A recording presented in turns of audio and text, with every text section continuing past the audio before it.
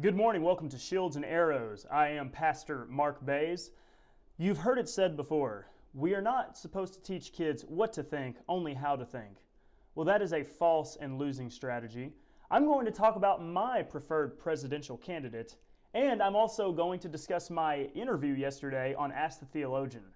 So welcome to Shields and Arrows. We're going to defend the faith, the family, and the fellowship. I appreciate you joining us today. I thought we had a great show yesterday, and all of your support really means a lot to me.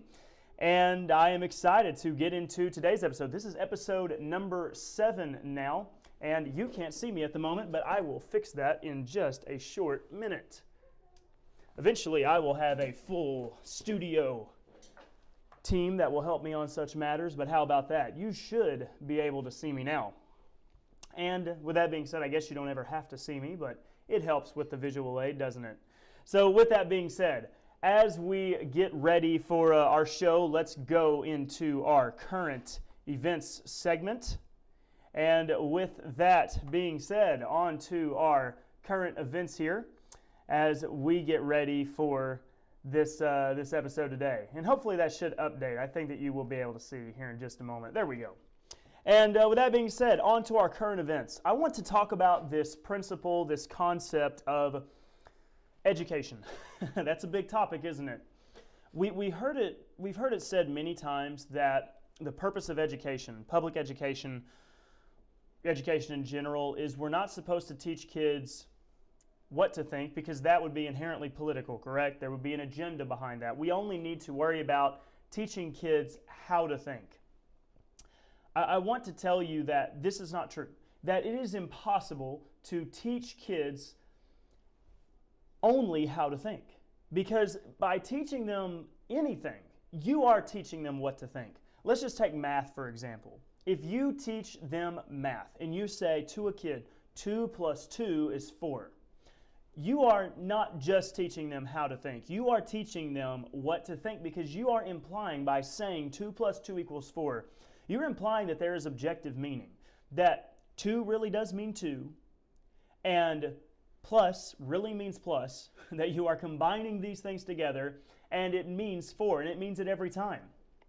You've probably heard the story, 1984, it's even being debated on college campuses. Does 2 plus 2 really equal 4? And so just by talking about basic math and those principles, you are inherently discussing the matter of how kids need to think.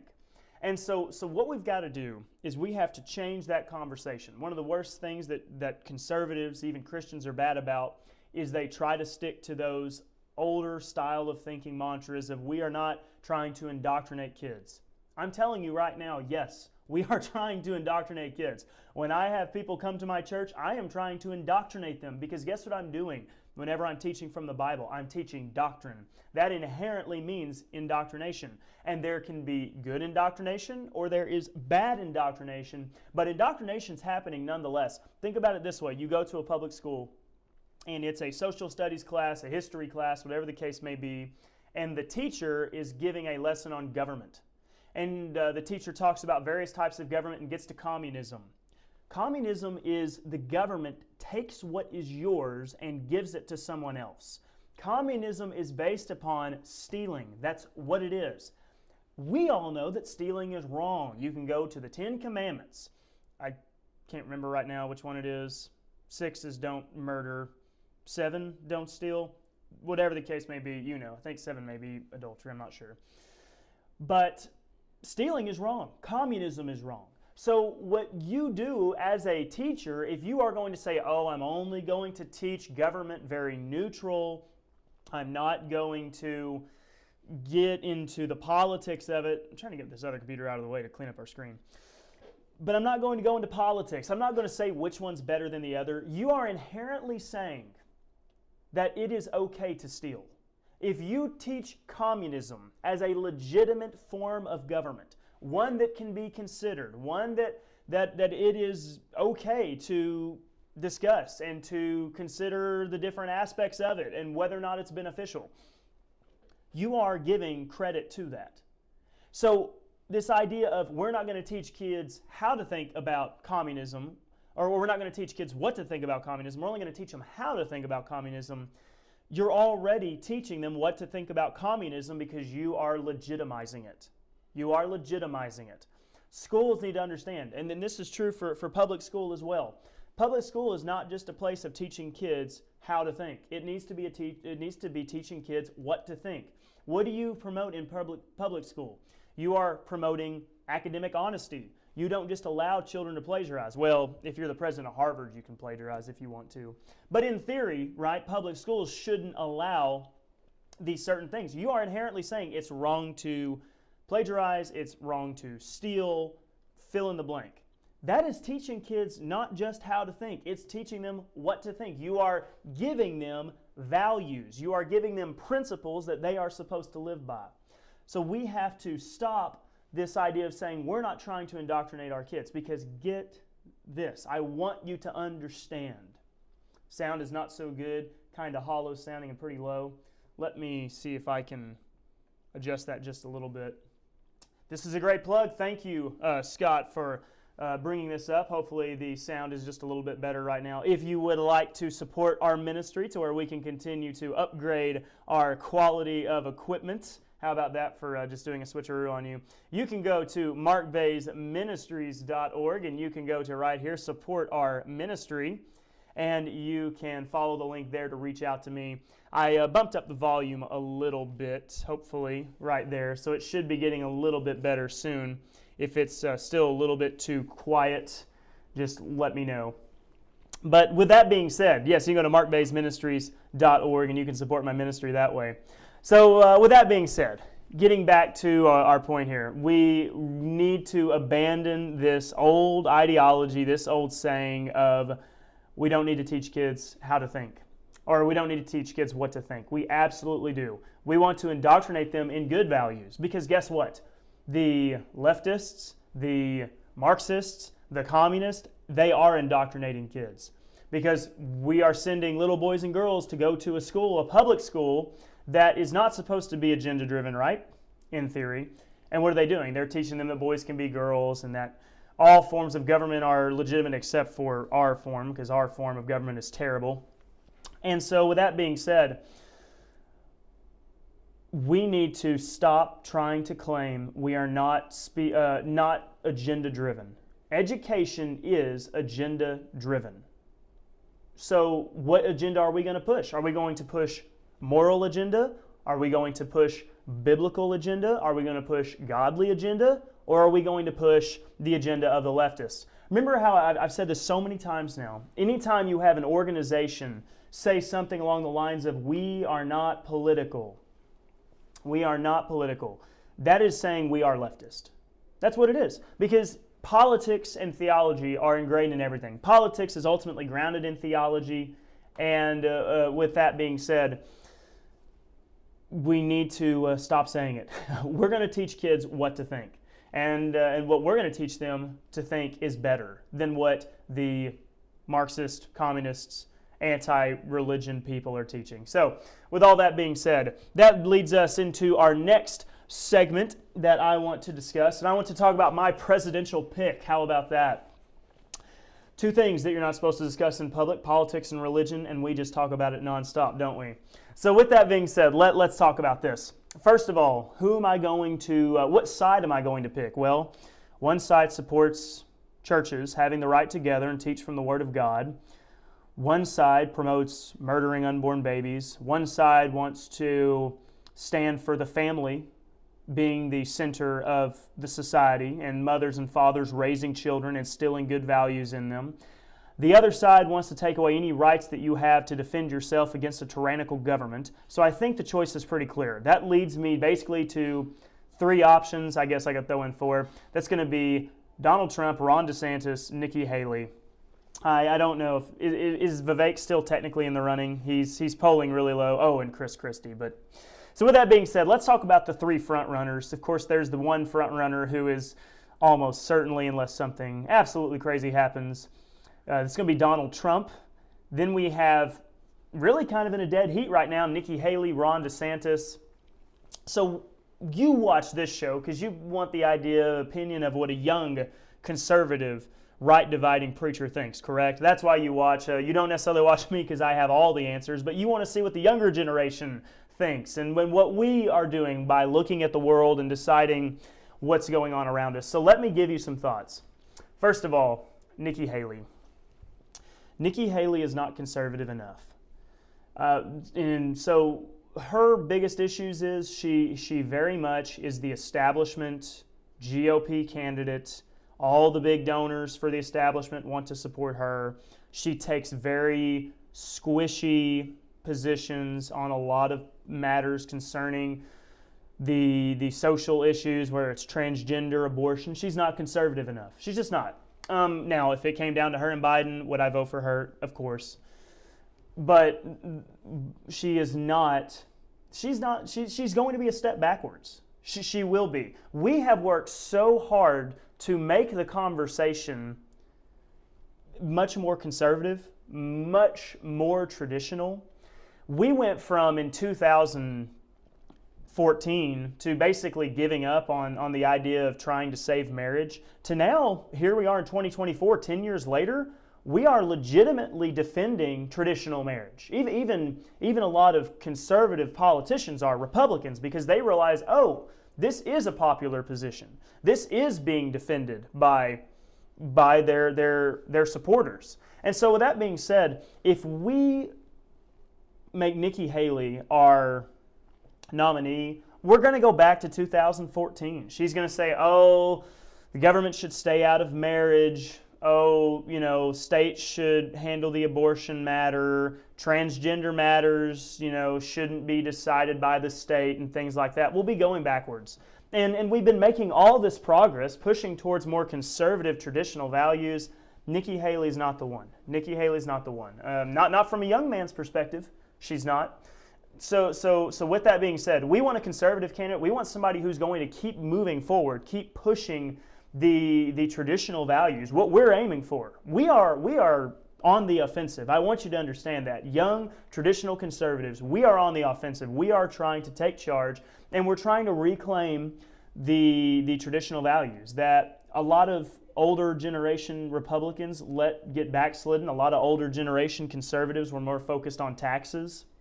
Granted, I would love lower taxes too. Don't get me wrong. This may be the first year in my life that I don't get some money back from taxes. But with that being said, there's more important matters at stake. If we just sit around and worry about taxes all the time, they're just going to keep transing the kids. They're going to keep redefining marriage, and our society is going to be absolutely hopeless. So Nikki Haley, not the candidate we need. And so we call her a rhino. Very good, Nancy. I like that. Yeah, she's a rhino. She's a squish. She is squishy on a lot of important matters. Now, that brings us to Ron DeSantis. Okay. In a perfect world, if everything went the way Mark Baze wanted it to go, Ron DeSantis would be my nominee. I would choose him. I think that he is truly conservative. I look at the values that he pushes. He is genuinely conservative. He has serious conviction about these things. He has principle, and he's going to stand for those traditional values. He has really come out and spoken against a lot of things that Republicans would be scared to. The bans on abortion, the redefining of marriage, transgenderism, all those things. Ron DeSantis has gone in a purple state, and he has turned it red. He has turned it red. Not by playing, both sides and trying to make people happy. He says, no, we're not going to teach this ridiculous ideology in our schools. We are not going to stand for the transgenderism being taught to 5-year-olds. And he's even come out against the idea that any kind of union is just as good as the traditional marriage between one man and one woman. And that's just that's the reality. He's been effective. He's been an effective governor for the state of Florida. He's been the best governor I think I've ever seen. And so with that being said, if I could just wave a magic wand, Donald Trump saddles up his horse. He rides off into the sunset while the theme of the Last Crusade plays. You know the scene where Indy and his dad and Sala ride off into the sunset, and Ron DeSantis hops up on the horse and he leads the charge. So in a perfect world, sure. But guess what? we don't live in a perfect world. And I don't get to decide what happens. I don't get to decide the nominee. I don't get to decide the scenario. So that leads us to the giant elephant in the room, Donald Trump. Here's the deal. Donald Trump's not perfect. I can say that. Whether it's, you want to talk about morals, whether you want to talk about even his governments. He's not perfect. He's done some things during his presidency that I thought, the idea of prison reform wasn't the best. I think that we need to strengthen our prison regulations, policies.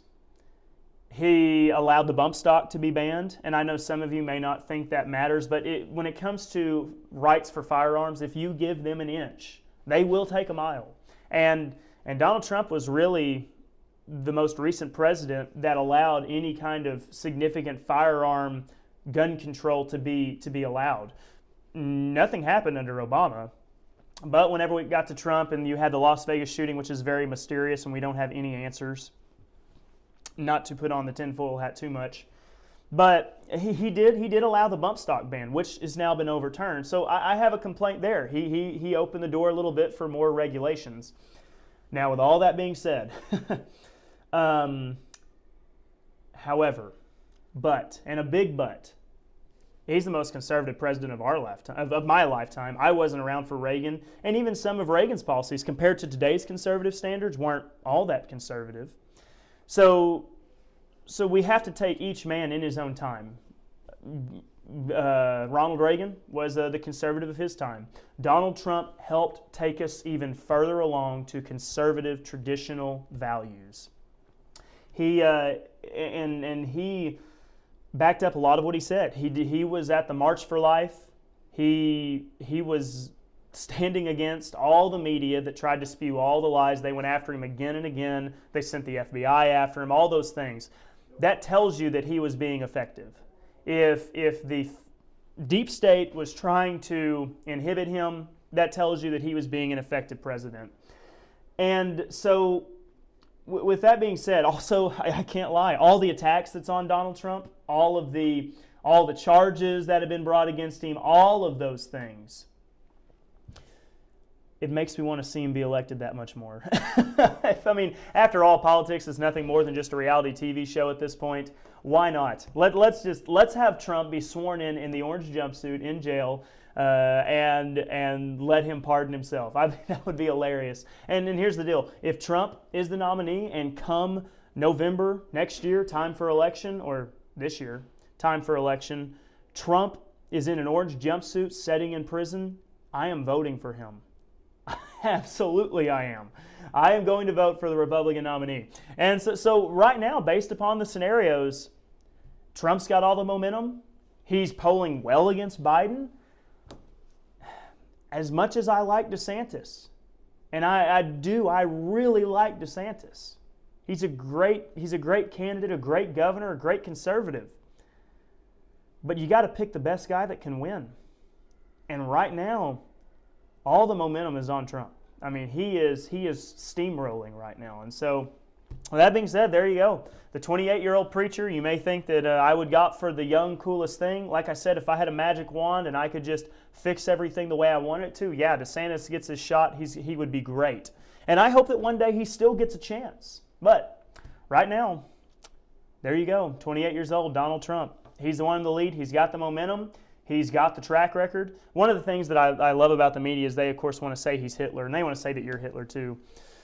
But they're saying, oh, when he gets in power, he's going to end democracy. Well, he already was in power. He served for 4 years, and democracy didn't end. You had an election, a very questionable, very rigged election, possibly stolen election, and guess what? He still left office. And so with that being said, if I get kicked off of YouTube here in just a minute, you can go over to Worshify, because Worshify is not going to censor us because they stand for traditional Christian conservative values. And I can say whatever I want on Worshify. We're on YouTube here. I got to be a little bit careful. I didn't say it was stolen, YouTube. There were some questions. There were some interesting things that went on, inconsistencies. But yeah, it makes people wonder sometimes. So with that being said, there you go. Mark Baze, I am endorsing Donald Trump. for presidency. Once again, DeSantis, great guy. I hope that he runs again one of these days, because I will vote for him in a heartbeat. So there you go. How about that? Preachers shouldn't get into politics. I say, be quiet, nerds. Preachers absolutely do need to get involved, because politics matters, theology matters, all of those things are important, and we need to talk about them. Now, with that being said, I want to share with you as we get into our theology segment, if I can find my transition screen here for you. Let's get into and discuss a little bit of theology as we get ready to close the show today. And yesterday, I did my first ever interview, and it was on Ask the Theologian. And for those of you who follow Dr. Randy White Ministries, on Tuesdays, he has been doing a segment called Confronting Dave McPiper.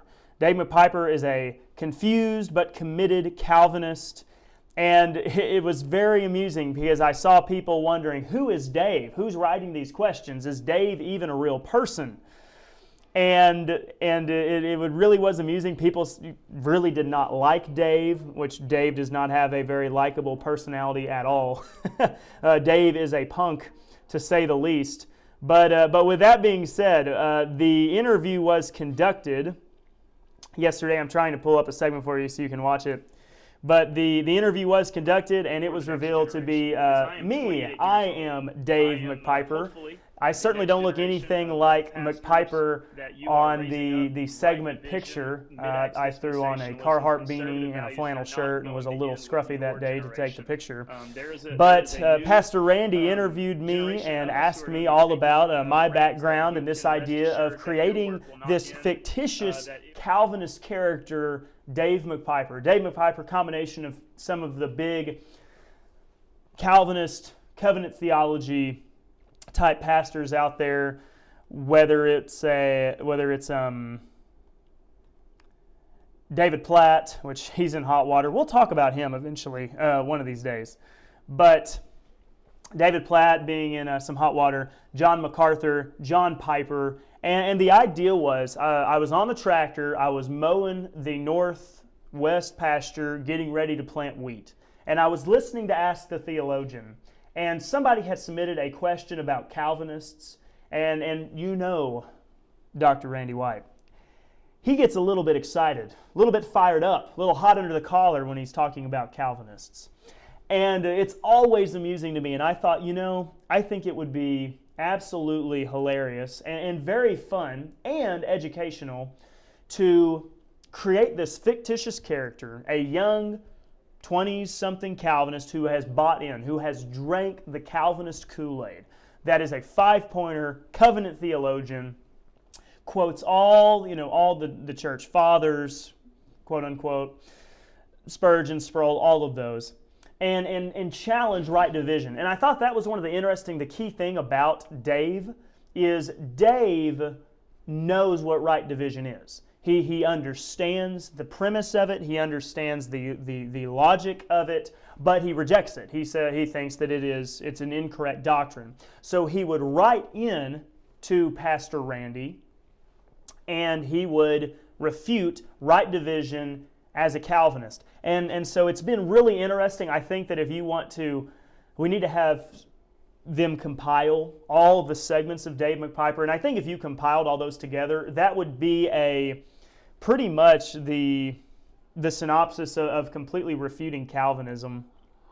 And I try to hit on all the big points that they defend. I'll be honest though, some of the points they defend I didn't even touch, because some of them are so completely unbiblical that you can't defend it. That I don't even think I even touched on. I don't even know if I ever touched that heavily on total depravity. I guess I should have, but total depravity is such an impossible doctrine to defend, and it really is kind of the domino of Calvinism. So if you noticed, I had to really kind of avoid total depravity. I had a few questions that I tried to defend it a little bit, but total depravity is so indefensible.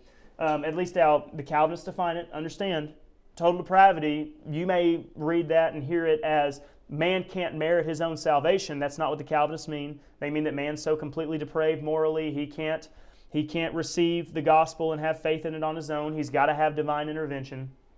So I really had to avoid that. So some of the ones that were really hard to defend was election being an individual application.